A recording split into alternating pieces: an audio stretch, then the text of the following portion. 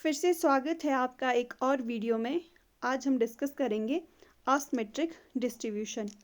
Asymmetric distribution statistics का topic है और असिमेट्रिक डिस्ट्रीब्यूशन ऐसा डिस्ट्रीब्यूशन होता है जिसमें एक सीरीज़ की वैल्यू में मोड, मीन और मीडियन की वैल्यू आपस में बराबर नहीं होती। मतलब अगर हम किसी सीरीज़ को डायग्राम में ड्रॉ करेंगे तो वो बेल शेप कर्व नहीं बनता। इसकी वैल्यू मोड, मीन और मीडियन की वैल्यू कोइंसाइड नहीं करती। इसका मतलब हुआ कि जो हमारे पास कर्व बनेगा वो तो या तो वो पॉजिटिवली स्क्यूड होगा या वो नेगेटिवली स्क्यूड होगा। अगर डिस्ट्रीब्यूशन में सबसे ज़्यादा मीन की वैल्यू है तो वो डिस्ट्रीब्यूशन होगा पॉजिटिवली स्क्यूड। अगर सबसे ज़्यादा मोड की वैल्यू है तो वो डिस्ट्रीब्यूशन होगा नेगेटिवली स्क्यूड। अब हम नेक्स्ट स्लाइड में देखेंगे इसका फॉर्मूला। असिमेट्रिक डिस्ट्रीब्यूशन का फॉर्मूला होता है Z equal to 3 median minus 2 mean. अब जो ये फॉर्मूला है ये बहुत इम्पॉर्टेंट है क्योंकि इससे डायरेक्टली एग्ज़ाम में क्वेश्चन पूछा जाता है।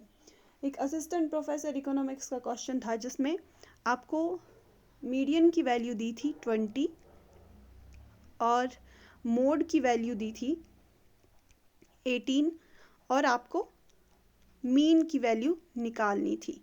तो अब ये डायरेक्टली हम ये वैल्यू फॉर्मूले में पुट करेंगे और हमारा सॉल्यूशन आ जाएगा।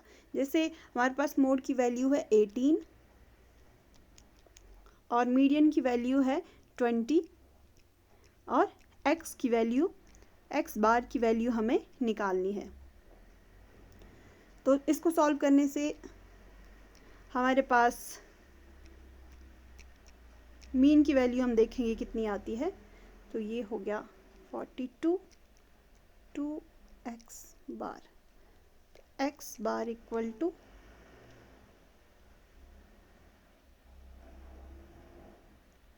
42/2 इज इक्वल टू 21। तो हमारे पास x बार कितना आया 21। हमारे पास x बार आया 21। तो आपका एक क्वेश्चन इस तरह से पक्का हो गया।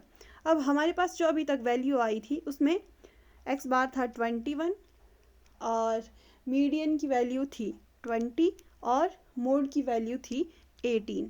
अब हम इससे बता सकते हैं क्योंकि यहाँ सबसे ज़्यादा मीन की वैल्यू है तो मीन की वैल्यू जहाँ सबसे ज़्यादा होती वो होता है पॉजिटिवली स्क्यूड डिस्ट्रीब्यूशन। तो इसी तरह की वीडियो और देखने के लिए आप चैनल को सब्सक्राइब कर सकते हैं। Thanks for watching.